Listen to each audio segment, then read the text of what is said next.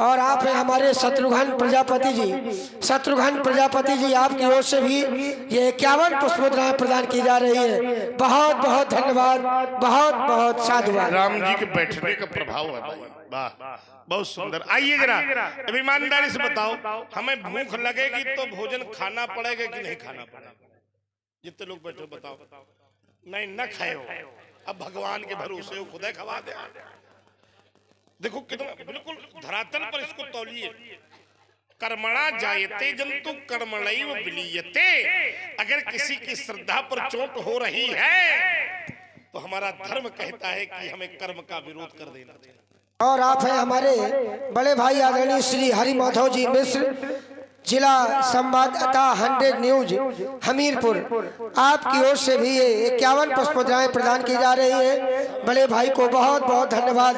और आप रामलीला समिति के सक्रिय सदस्य भी हैं श्री हरि माधव जी मिश्र। वाह बहुत सुंदर। राजकुमार ने एक प्रतिवाद प्रस्तुत किया कि जो भगवान के आश्रित हो जाता है। और आप हैं हमारे आदरणीय श्री बसंत शिवहरे चाचा जी और उनके पुत्र आशुतोष शिवहरे जी, आपकी ओर से 101 पुष्पोद्राएं प्रदान की जा रही है। बहुत बहुत धन्यवाद आदरणीय श्री बसंत जी शिवहरे चाचा जी को। और आप हैं हमारे आदरणीय इस ग्राम के गौरव श्री राम नरेश जी खागर, आप भी एक बहुत ही अच्छे जनक अभिनेता हैं, ग्राम के गौरव हैं। आपकी ओर से भी 51 पुष्पोद्राएं प्रदान की जा रही है, आप बहुत बहुत धन्यवाद, आपको बहुत बहुत साधुवाद। आइए जरा थोड़ा सा ज्यादा विस्तार बात ना हो, 2 बिंदु हैं, थोड़ा थोड़ा यात्रा का आनंद लिया जाए। एक बात इसमें और लगा रहा, भैया भगवान का तो है लेकिन ये जनक के घर में धरोहर रूप में रखा था। और हम कौनो चीज तुम्हें देन धरोहर रूप में और तुम टुरवा दे, गलत है ना। बस आए बात तरीका का समझा दे। और आप हैं हमारे आदरणीय नीरज विश्वकर्मा जी बरवई कबरई महोबा, आपने ऑनलाइन ये 42-21 पुष्पोद्राएं प्रदान की है दोनों भगवानों के लिए। बहुत बहुत धन्यवाद। और पुनः हमारे श्री बसंत शिवहरे जी, उनके पुत्र आशुतोष शिवहरे जी, आपकी ओर से पुनः 51 पुष्पोद्राएं प्रदान की जा रही है। बहुत बहुत धन्यवाद, साधुवाद। देखो रेखांकित करो, पहला बिंदु है तुमने कहा भगवान के आश्रित था तो ये टूट क्यों गया, इसकी रक्षा भगवान ने स्वयं क्यों नहीं की? तो भगवान के आश्रित तो जितने भक्त हैं वो सब रहते हैं। भगवान का नियम है कर्मणा जायते जंतु कर्मणैव विलीयते। क्या भैया, सामने से सिंह चला आता हो, हम खड़े हैं, हम भगवान के आश्रित हैं, खुदा भगवान बचाइए, हमें कर्म करना पड़ेगा क्योंकि सुखम दुखम भयम क्षेमम हम नहीं कह रहे हैं, ये भगवान का वाक्य है। तो पहला प्रतिबंध हमने लगाया, ठीक। दूसरा प्रतिबंध ये भगवान का तो है लेकिन भगवान का ये धनुष जनक के पूर्वजों के यहाँ धरोहर रूप में रखा है और धरोहर वस्तु को तुड़वाना ये भी ठीक, जोर से बोलो, नहीं है। एक बात। दूसरी बात लक्ष्मण की आई, विस्तार ना हो, हम भी विस्तार के ज्यादा प्रेमी नहीं है। सीधे सीधे धौंक धौंक के चोट हो और सीधे निर्णय हो, सीधे मथानी चले, कोई न कोई निष्कर्ष मिले। इन्होंने कहा कि आपने उसे शास्त्रा बाहु अर्जुन के समान कहा है, शत्रु माना है। एक बिंदु उनका था कि परशुराम जी गुरु आज्ञा का, गुरु धर्म का पालन कर रहे हैं और धनुष तोड़ने वाला भी गुरु धर्म का पालन कर रहा है जनक जी। तो परशुराम जी करें तो ठीक और धनुष तोड़ने वाला करे तो गलत। नहीं, गलत का है वो भी ठीक। अपने अपने धर्म का पालन दोनों लोग करें, न छोड़ें।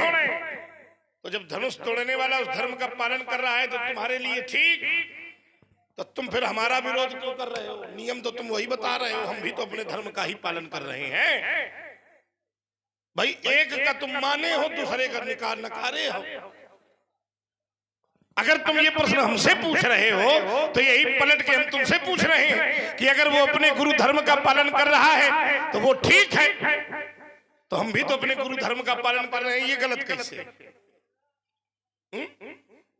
चलो अच्छा, इसको भी स्वीकार है, हम पलट के तुम्हारा दांव तुम्हारे ऊपर लगा रहे हैं, इसको भी हम स्वीकार है।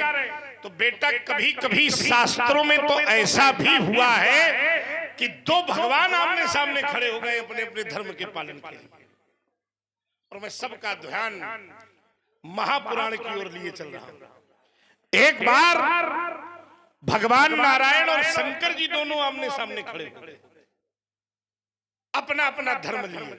भगवान शंकर अपने चेला की रक्षा कर रहे थे और नारायण भगवान अपने नाती का छुड़वा में पहुंचे।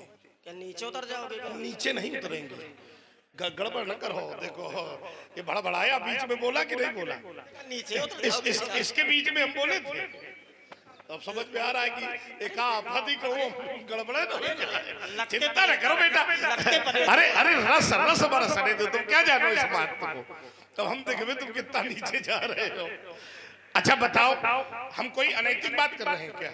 शास्त्र की बात आपको बता रहे हैं, धर्म की बात। जैसे धनुष तोड़ने वाला अपने धर्म में है और परशुराम अपने धर्म में है, तो एक बार ऐसा मापदंड शास्त्रों में और हो चुका है।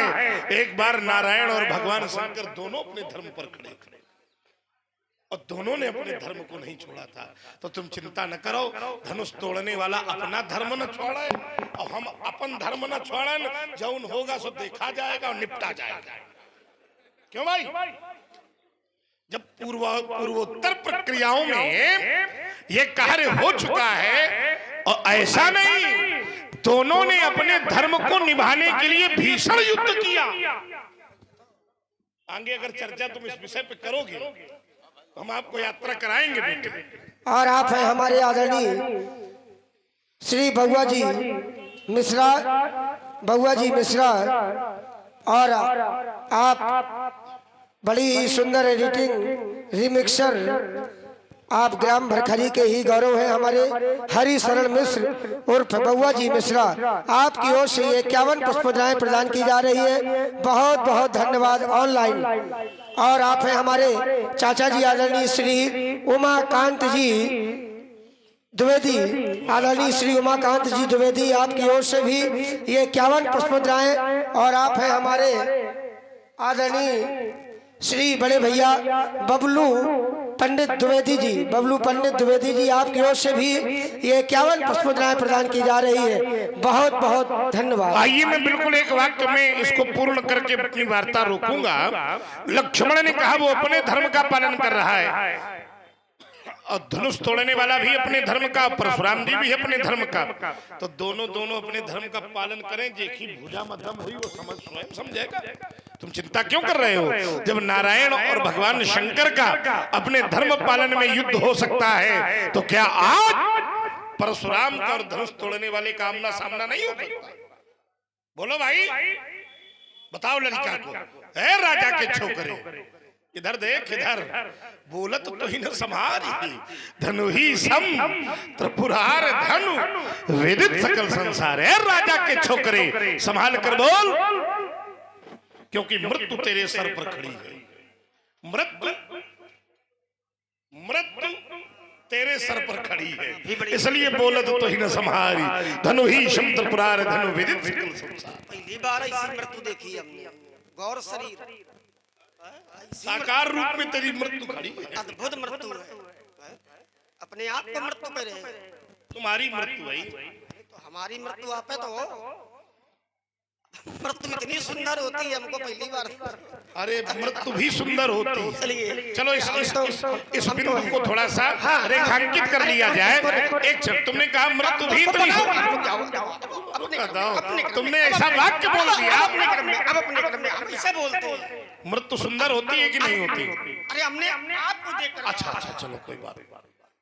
वो तुम भी जानते हैं मृत्यु कैसी होती है, पर ऐसी मृत्यु होती है ये पहली बार देखा ना हमने, है ना? इसलिए हमने कहा आइए। आपने कहा कि रेन बालक काल बस, बोलो तो ही न संहार, और धनुई समुद्र प्रहार धनु विदित सकल संसार।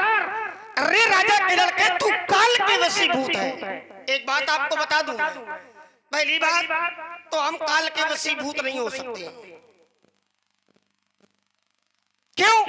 हम ही नहीं, संसार का कोई व्यक्ति काल के वशीभूत नहीं हो सकता है। ध्यान देना। और आप हैं हमारे आदरणीय बाबा जी श्री पूरा लाल जी से भरे बाबा जी की ओर से भी ये 101 पुष्पद्राएं श्री राम, श्री लक्ष्मण जी और श्री परशुराम जी के श्री चरणों में सादर समर्पित किए जा रहे हैं। बहुत बहुत धन्यवाद। और मैं आप सभी को अवगत करा दूं, वैसे सभी लोग जानते हैं और ये हम सभी का गौरव है कि इस समय रामलीला जगत में हमीरपुर जिले का एक विशेष स्थान है, क्योंकि हमारी रामलीला जगत में सर्वश्रेष्ठ श्री लक्ष्मण जी के अभिनेता आपके ही पड़ोसी ग्राम पिपरौदा से ही संबंध रखते हैं और वो हमारे पुरोहित है रामलीला में, आदरणीय श्री सुरेश बाबू जी त्रिपाठी। ये हम लोग गौरव के साथ कहते हैं और सौभाग्य की बात है कि हमारे जिले में ही और हमारे ग्राम के आसपास की भूमि में ही इन सभी लोगों का जन्म हुआ है। और एक दो जिला नहीं, की पूरे प्रदेश में जहाँ जहाँ भी रामलीलाएं होती हैं उनसे अच्छा आज तक लक्ष्मण न कभी हुआ।